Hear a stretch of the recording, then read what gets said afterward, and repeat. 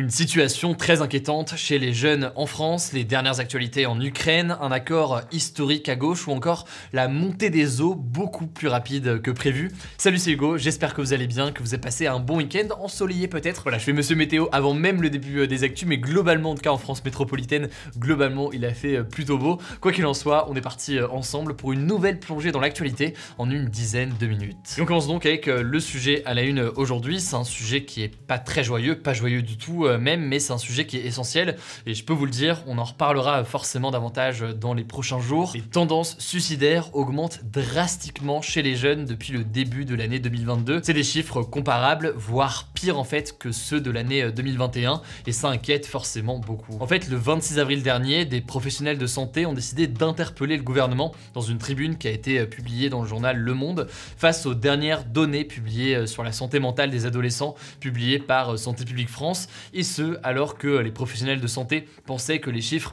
ne pouvaient pas être pires que ceux de début 2021. Il y a en fait plusieurs indicateurs, disons, qui sont inquiétants. Premier indicateur majeur déjà, les tentatives de suicide ne cessent d'augmenter avec une augmentation de 25% en janvier, février et mars 2022 chez les jeunes par rapport à la même période en 2021.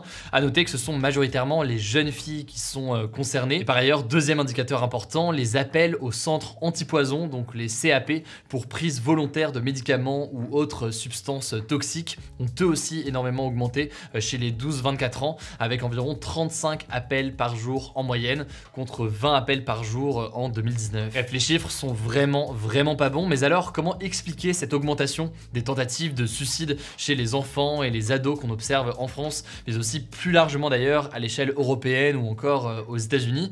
Eh bien, la première raison qui peut expliquer cette tendance-là, c'est que la crise sanitaire a forcément eu un impact sur la vie sociale des jeunes. Et selon Olivier Bonneau, qui est le chef du service universitaire de pédopsychiatrie du CHU de Nantes, qui a été interrogé par Le Monde dans un très long article que je vous mets directement en description, eh bien certains jeunes voient aussi leurs parents aller moins bien ou avoir plus de difficultés financières, et tout ça peut donc avoir un impact sur leur propre morale. Il y a donc le Covid dont les conséquences peuvent encore être présentes aujourd'hui d'un point de vue social, des difficultés qui se sont accumulées au final au fil de ces 2 dernières années, et ce même si la situation sanitaire est forcément bien meilleure aujourd'hui.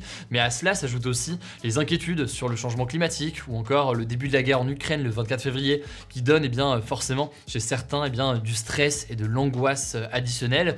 Et enfin, on peut citer plus largement d'autres raisons qui augmentent le risque et qui sont plus personnelles, comme le fait d'avoir été victime de violences, la consommation d'alcool ou de drogue, des troubles du comportement alimentaire ou encore une rupture amoureuse. Bref, en fait, il y a plein de raisons qui sont forcément différentes à chaque fois selon les situations, mais tous ces éléments combinés peuvent en partie expliquer pourquoi est-ce qu'il y a une hausse ces dernières années. Bon, alors une fois qu'on a dit ça, forcément la question qu'il faut se poser, c'est quelle solution est-ce qu'on peut mettre en place pour améliorer tout ça? Les professionnels de santé estiment que les mesures mises en place par le gouvernement ne sont pas suffisantes. Le gouvernement a en effet ouvert 400 postes dans les centres médico-psychologiques infanto-juvéniles et a mis en place depuis le 5 avril le dispositif Mon Psy. On en a parlé sur la chaîne, c'est en fait un dispositif qui permet d'être remboursé de 8 séances chez le psychologue pour tous les patients âgés de plus de 3 ans. Alors il demande à consacrer 3 milliards d'euros aux soins psychiques des jeunes, donc doubler en fait le budget actuel qui est de 1,5 milliard d'euros. Il faudrait notamment faire beaucoup plus de prévention au suicide chez les jeunes ou encore au sein des familles ou dans les établissements scolaires. La santé mentale, c'est donc un sujet qui est absolument majeur. On a beaucoup entendu parler l'an dernier, vous vous en souvenez d'ailleurs peut-être, mais avec mon équipe, on avait aussi essayé d'interpeller au maximum concernant la précarité des jeunes, mais aussi donc la question de la santé mentale de beaucoup de jeunes, qu'ils soient étudiants ou alors plus jeunes. Le sujet aujourd'hui est encore toujours présent de façon assez massive et ça me semblait essentiel d'en parler aujourd'hui. Vous l'avez vu d'ailleurs, on parle de jeunes, mais ça peut être des très jeunes comme ça peut être des étudiants ou des personnes un peu plus âgées. Bref, c'est donc un sujet qui me semble essentiel à évoquer. Prenez soin de vous et de vos proches et si vous avez besoin d'aide, vous pouvez consulter ces liens. Allez, on poursuit comme chaque jour avec un petit point sur la situation en Ukraine et aujourd'hui je voulais vous transmettre cette information.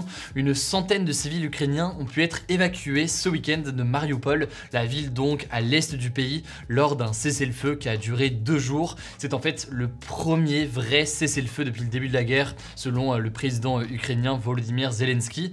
En fait, ses habitants se trouvaient dans l'usine métallurgique d'Azovstal, où s'étaient en fait retranchés les derniers civils et les derniers combattants ukrainiens qui luttaient contre le siège mis en place par la Russie. Alors après, le gouvernement ukrainien a rappelé qu'il restait encore encore des centaines de personnes retranchées dans cette usine, dans des conditions souvent catastrophiques d'un point de vue humanitaire, mais eh bien, il a espoir que les évacuations se poursuivent dans les prochains jours, et ce donc alors que la situation d'un point de vue humanitaire est absolument catastrophique dans la ville de Mariupol ces derniers jours. Allez, on continue avec les actualités en bref. D'abord cette première actualité, c'était à la une de nos actus du jour vendredi, ça s'est confirmé en l'occurrence ce week-end. La France Insoumise et Europe Écologie Les Verts ont conclu dans la nuit de dimanche à lundi un accord concernant les élections législatives, qui sont donc ces élections qui servent à élire les députés et qui auront lieu au mois de juin. En l'occurrence, les deux partis sont maintenant alliés, donc ils vont présenter des candidats sous un nom commun. Le nom commun, ça va être la Nouvelle Union Populaire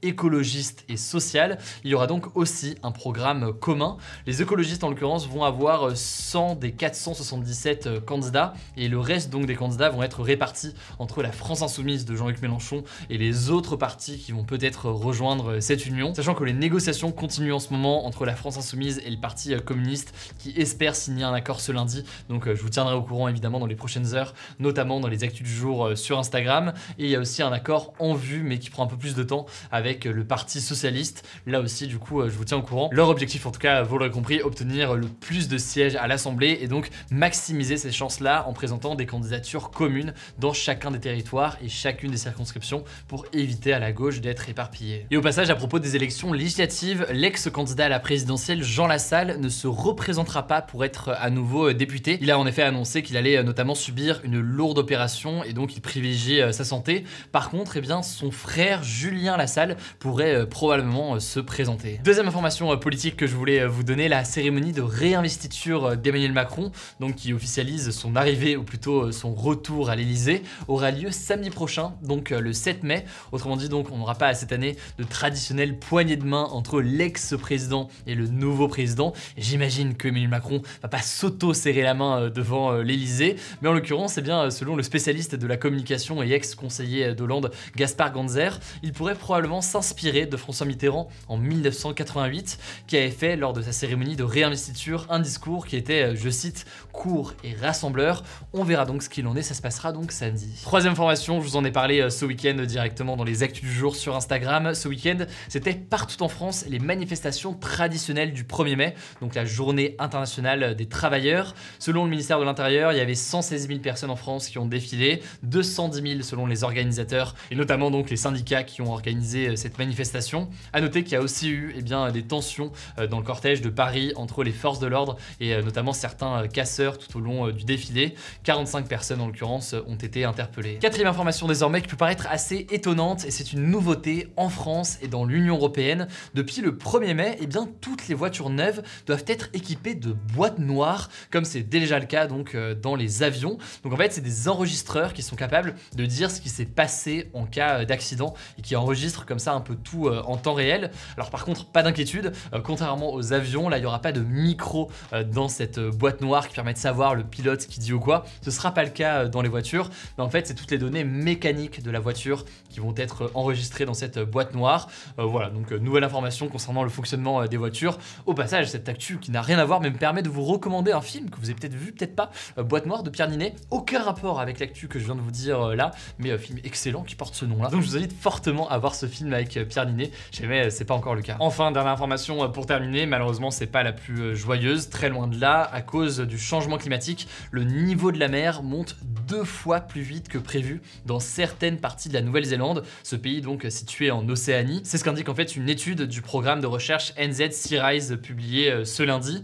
En gros, Wellington et Auckland, les deux plus grandes villes de Nouvelle-Zélande, pourraient connaître des inondations importantes tous les ans, et ce dès 2040, alors que cette élévation du niveau de la mer n'était pas attendue avant 2060, c'est donc beaucoup plus tôt que prévu. Alors la première ministre du pays, Jacinda Ardern, a affirmé que le gouvernement réfléchissait déjà à la relocalisation de certains habitants et de certains bâtiments aussi, et qu'en parallèle, le but était aussi de limiter les émissions de gaz à effet de serre dans les prochaines années. On parle forcément beaucoup d'environnement chaque jour, mais ça me semble absolument essentiel de le faire. On voit ici une nouvelle conséquence avec cette actualité. Évidemment, on continuera à vous informer sur ce sujet crucial dans les prochains jours. Écoutez, voilà donc pour ce nouveau résumé de l'actualité en une dizaine de minutes. N'hésitez pas à vous abonner, mais c'est pas encore le cas, déjà pour nous soutenir et puis pour ne pas louper les vidéos suivantes. Je le rappelle que du coup, je l'ai dit là dans les actus, il y a d'autres actualités au quotidien directement sur Instagram. Ça se lit en en moins d'1 minute. Le nom du compte, c'est Hugo Décrypte. N'hésitez pas, vous êtes les bienvenus, vous êtes de plus en plus nombreux, quasiment 2 millions maintenant à suivre ce qu'on fait sur Instagram. Prenez soin de vous, prenez soin de vos proches. Je tape des mains, tout va bien. Prenez soin de vous, prenez soin de vos proches et on se dit à demain pour une nouvelle vidéo.